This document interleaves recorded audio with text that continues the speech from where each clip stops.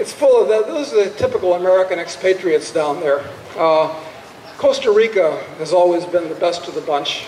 I'm not sure it is anymore. But it's completely overrun by these kind of gringos. And Panama, that's okay. But they're all okay. Even Guatemala, which, you know, finished a really nasty, decades-long civil war 10 years ago, is okay. But I could tell you stories about all of them, you know. But they're okay. They're fine. I mean, Berwick lives in Acapulco, which is supposed to be the 4th most dangerous city in the world, according to Foreign Policy magazine. But, you know, it just depends on where you fit in. They're all okay. I'm just telling you what I like personally. Sir. Mr. Casey, thank you for taking my question. If you would choose a place to invest in physical gold overseas, where would you invest and how would you invest? As well as, if you had absolutely choice only between Australia and New Zealand, which one would you choose? Between Australia and New Zealand? Yes, sir. Oh, I've chosen New Zealand, and I think it was a good choice. Yes, New Zealand is nice because it's, you know, it's funny. I talked with one of my best friends who's a Kiwi, and he pointed out to me that Australia's was populated by criminals, and New Zealand was populated by serfs. And he's right. New Zealand is actually a much mellower place than Australia. It's kind of like a backward little island, unless you go to Tasmania in Australia, which is even more backward than New Zealand.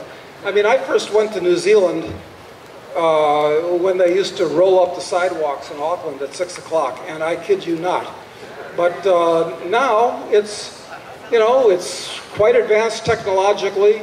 Everything works. It's mellow. There's no racial problem, except to some degree with the South Pacific Islanders and the Maoris, who've been totally corrupted by the welfare system down there. It's just a real shame. But that's not really a problem.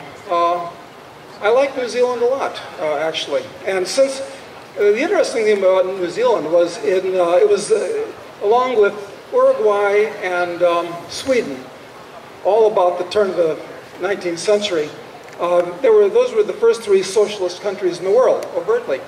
And in New Zealand especially, they ran that place until the wheels fell off. And by the mid-80s, anybody with a half a brain that worked and airfare to get to Sydney, Los Angeles, or the UK got on a plane. It was becoming the shallow end of the gene pool. And now, since Roger Douglas, who incidentally was a socialist, but not a person of bad will, just misdirected, but he had common sense, turned it around, it's gotten much better. It's okay. But, you know, all these Anglo-Saxon countries are pretty much under the thumb of the U.S. So, not a bad choice. I still got a place there. I still like it. I actually went there for the polo.